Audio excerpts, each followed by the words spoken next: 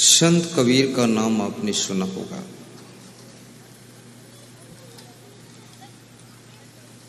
संत कबीर से किसी भक्त ने प्रश्न पूछा है,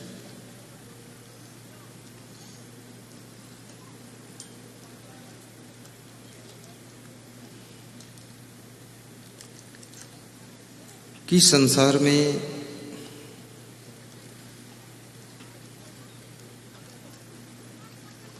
मनुष्य सबसे अधिक बुद्धिमान प्राणी है।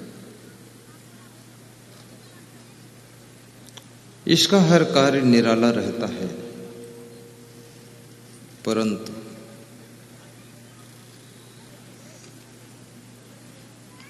ये मनुष्य इतना चिंता, टेंशन, दुख, असमंजस, उलझन का शिकार क्यों होता है?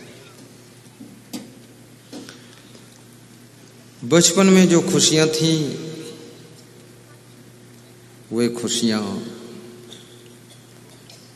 जवानी में कम हो गई। जवानी में जो थोड़ा सा आनंद था, बुढ़ापा आते आते वो भी विदा हो जाता है। और जीवन भर मनुष्य को दुख देने वाला कोई मनुष्य ही होता है। आप पशु पक्षियों से उतना दुखी नहीं है जितना मनुष्य से दुखी है। तो इस दुख से पार होने का उपाय क्या है? चिंता और असमंजस, टेंशन और तनाव, इससे क्या हानियां होती है? महात्मा विदुर कहते हैं, जब मनुष्य चिंता करता है तो संतापाद भ्रश्यति रूपम, उसके सुंदर रूप का विनाश हो जाता है। इसलिए आप देखते होंगे कि ज्यों-ज्यों मनुष्य की उम्र बढ़ती है त्यों-त्यों उसका चेहरा बदसूरत होता चला जाता है।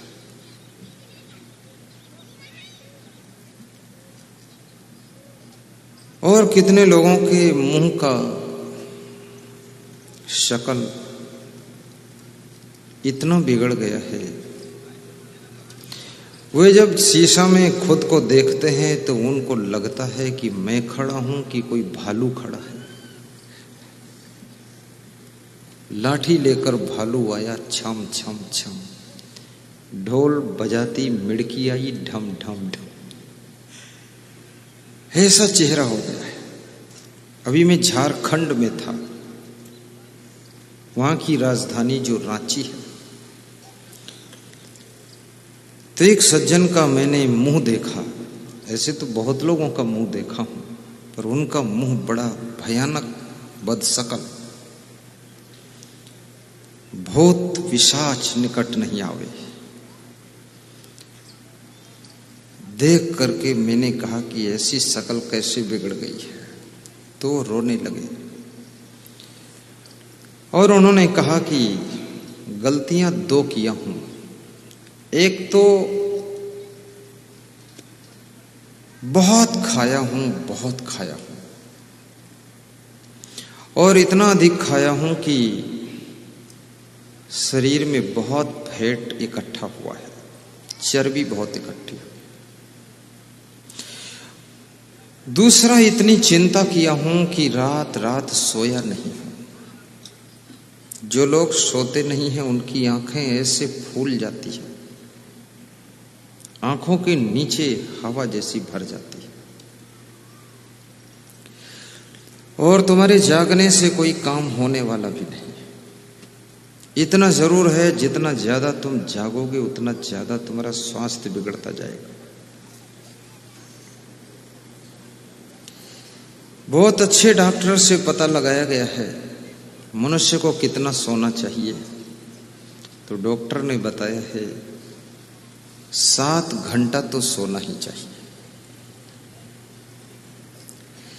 आज आपके देश का प्रधानमंत्री वो भी 6 घंटे तो सोता ही है।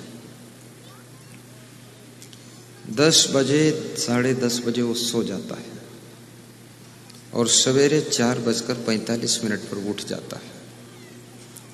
वो भी करीब 6 साढ़े 6 घंटे सो लेता है, जिसके ऊपर पूरे देश का लोड है। और तुम्हारे ऊपर कितना लोड है? एक भैंस है और तुम हो, और फिर भी तुम ओवरलोड हो। और कितने लोग सोचते हैं पूरे परिवार का भार सब हमारे ऊपर ही है, बहुत चिंता करते हैं। तुम्हारी दशा ऐसे है जैसे एक बैलगाड़ी जा रही थी, उस बैलगाड़ी के नीचे एक कुतिया जा रही थी और कुतिया बहुत कराह रही थी। तो किसी गांव में बैलगाड़ी निकलती है, तो गांव की दूसरी कुतिया ने उससे पूछा कि बैलगाड़ी तो बैल खींच रहे हैं, तू बैलगाड़ी के नीचे नीचे चल रही है, तू क्यों करा रही है? तो उसने कहा ये बैलगाड़ी का वजन तो मेरे ऊपर ही सब है। देखने में लगता है कि बैल खींच रहे हैं, बाकी ये लोड तो मेरे ऊपर ही। तब तक योगान योग बैलगाड़ी के पहिए का धुरा टूट गया और बैलगाड़ी गिरी तो उस कुतिया की रीढ़ पर गिरी और कुतिया की रीढ़ टूट गई। कुतिया नीचे दबी तड़प रही थी। तब दूसरी कुतिया ने कहा कि अगर बैलगाड़ी का लोड तेरे ऊपर था तो बैलगाड़ी गिरी है तो तू दब कैसे गई? क्योंकि तू तो बैलगाड़ी को थामे हुई थी। तो उसने कहा कि अब मुझे पता चला कि बैलगाड़ी का लोड मेरे ऊपर नहीं था, बैलगाड़ी तो बैल खींच रहे थे, हम खाम नीचे चल के कराह रहे थे। ऐसे कितने लोग खाम अपने परिवार का ओवरलोड लादे हुए हैं। ये परिवार तो अपनी व्यवस्था सिस्टम से चलता है, तुम फालतू टेंशन मत लीजिए। समय पर सो जाइए, खाने के समय खाइए, सोने के समय सोइए, हंसने के समय हंसिए और काम के समय काम कीजिए, आराम के समय आराम कीजिए। ये जिंदगी जीने का फार्मूला है, यहीं से सुख की शुरुआत होती है।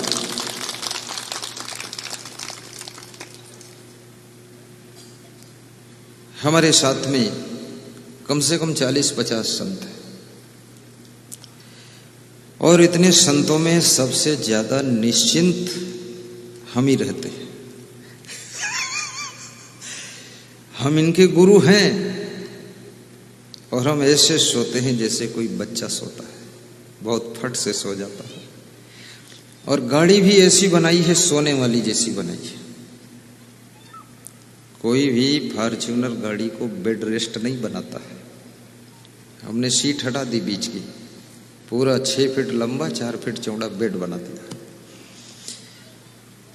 50 किलोमीटर से ज्यादा चलना है तो पीछे लेट जाता हूँ, लेटे लेटे थोड़ा पढ़ता हूँ, पढ़ते पढ़ते सो जाता हूँ, सोते सोते सोता रहता हूँ।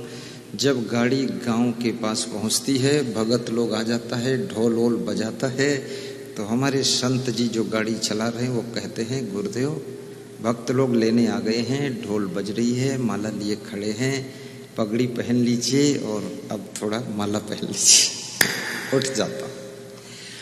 अब ये फालतू टेंशन करके गाड़ी में आंखें खोले बैठे रहो। लड़ना होगा तो लड़ जाएगी और मरना होगा तो मर जाएंगे, लेकिन जिंदा रहना होगा तो सो जाएंगे। मर जाएंगे तो लंबी नींद सो जाएंगे और जिंदा रहेंगे तो 4 घंटे की नींद सो जाएंगे। इतनी टेंशन लेने क्या जरूरत है?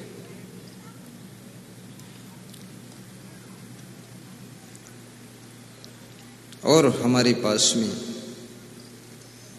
हमारे साथ संत भी ऐसा है, महान संतों की टीम है, बुद्धिमान संतों की टीम है। सावधान हो इष्ट सदा ही अपने काम में पूर्ण रहाई। अपने अपने कार्य में सब कंप्लीट रहते हैं। किसी को ट्रेन पकड़ना होता मैं कभी नहीं जगाता हूं कि तुम उठो ट्रेन छूट जाएगी।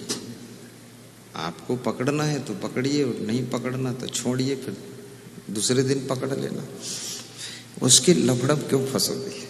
ट्रेन उसको पकड़ना है और रात भर हम जाग रहे हैं, हम क्यों जागे? तुम्हारे बच्चे को पढ़ना है, वो कुंभकर्ण की तरह सो रहा है और उसकी माँ डंडा लेकर बैठी है, नालायक को जगा रही है कि उठो लाल, अब आंखें खोलो, चाय लाई हूं मुंह धो लो। बीती रात कमल दल फूले, उनके ऊपर भौरे झूले।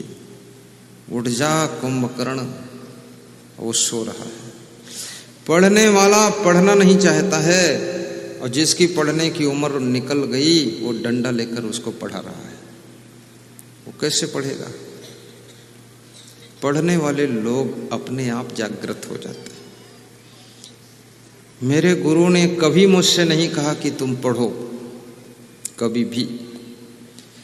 जब सब सो जाते थे तो मैं उठता था, रात में 1 बजे तक खड़े खड़े कहीं बल्ब जल रहा है, उसकी रोशनी में श्रीमद् भगवत गीता लेकर 2 घंटे में 29 श्लोक याद करके तब सोते थे। पैरों में मच्छर काटते थे। तब कोई पंखा चलाने वाला भी मेरे पास नहीं था कि पंखा डुलाए। ये तो सब संत बाद को आए हैं। जिसको जो करना है उसको खुद फिक्र होना चाहिए। दिवाली का समय था, माँ बाप घर की सफाई में लगे हुए थे, तो बाप के हाथ में एक मार्कशीट आई और मार्कशीट में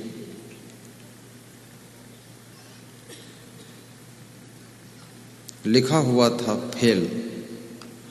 तो बाप को गुस्सा आ गई और अपने बेटे को बुलाया और उसके 2 थप्पड़ मारे। बोले, मूर्ख, इतना ट्यूशन लगा दिया, कोचिंग लगा दिया, टीचर पर टीचर लगा दिया, स्कूटी खरीद कर दे दिया, लंबा मोबाइल रखे हो, फेल हुआ है तो बेटे ने कहा, पिताजी मारने से पहले ये देख लो ये मार्कशीट में नाम किसका लिखा है। तो बाप ने जब नाम पढ़ा तो बाप का ही नाम लिखा था, उसी की फेल वाली मार्कशीट रखी थी। तो सफाई करते समय भी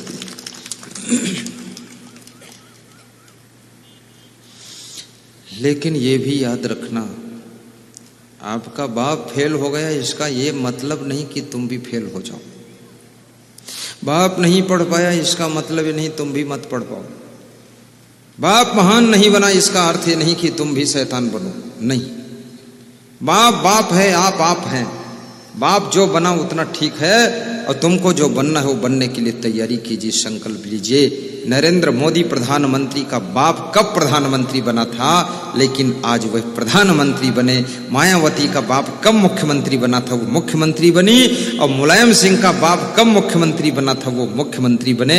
याद रखना, बाप जो बना है ठीक है, नहीं बना वो भी ठीक है, लेकिन आपको जो बनना है उसके लिए संकल्प लेकर के काम करना शुरू कीजिए। तुम्हारी मां पढ़ी लिखी हो न हो,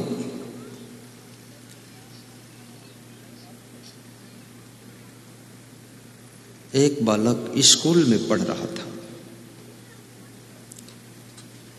शैतान बहुत था, बच्चों को पीटता था।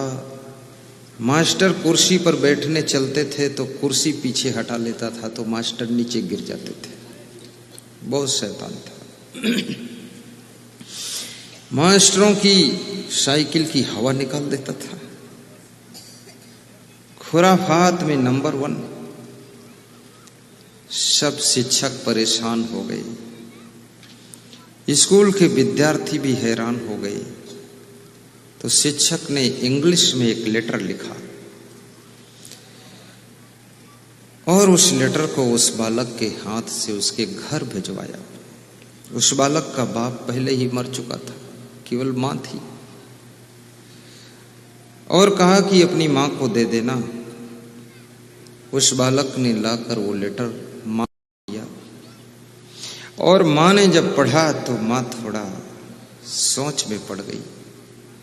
तो बालक ने कहा कि मां, मेरे शिक्षक ने इसमें क्या लिखा है, पढ़कर सुनाओ तो सही। तो मां ने कहा, बेटा, इसमें लिखा हुआ है कि आपका बेटा बहुत बुद्धिमान है और इसका दिमाग इतना तेज है कि इसको हम लोग पढ़ा नहीं सकते, हमसे ज्यादा नॉलेज है इसको कोई बहुत अच्छे टीचर से पढ़वाइए।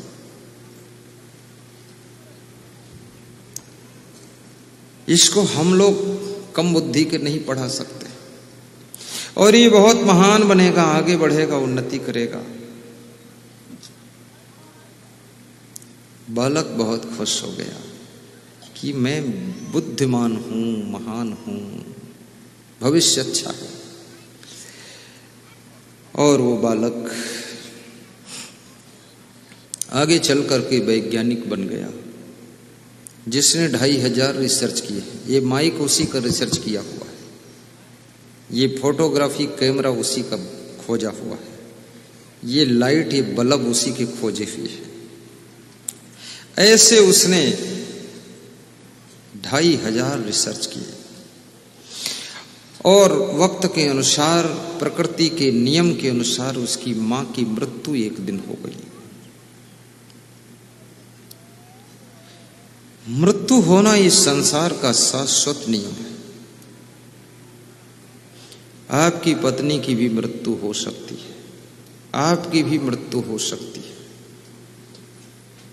आपके पिता माता की भी मृत्यु होगी, आपका नौजवान बेटा भी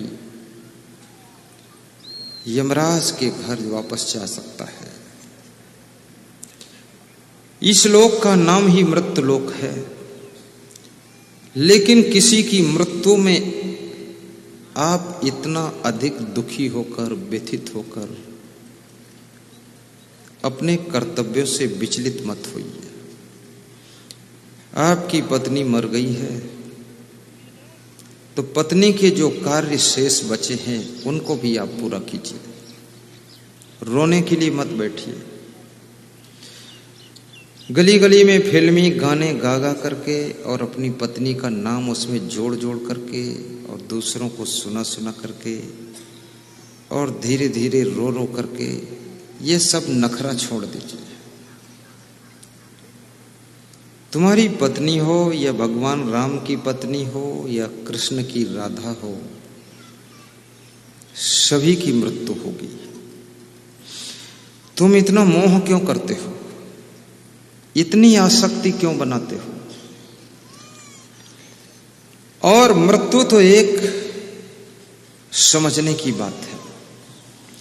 जिस दिन से तुम्हारा जन्म होता है उसी दिन से तुम्हारी मृत्यु शुरू हो जाती है। कुल उम्र तुम्हारी 100 वर्ष की है। याद रखना, अगर 10 वर्ष तुम जी चुके हो तो इसका अर्थ क्या हुआ? 100 वर्ष में 10 वर्ष तुम खर्च कर चुके हो, अब 90 वर्ष और जीना बचा है। यानी 100 वर्ष में 10 वर्ष मर चुके हो, अभी 90 वर्ष और मरना बचा है। अब 10 वर्ष मर चुके हो, उस मरने का किसी को दुख नहीं है। हर माँ कहती मेरा बेटा 10 वर्ष बड़ा हो चुका है, हर माँ कहती मेरा बेटा 20 वर्ष का बड़ा हो चुका है, और हर दादी कहती है मेरा पोता अब जवान हो चुका है, 25 साल का है, अब शादी होगी, बहू आएगी। लेकिन तुमको दिखाई नहीं देता है मोह के कारण कि तुम्हारा बेटा 20 वर्ष छोटा हो चुका है।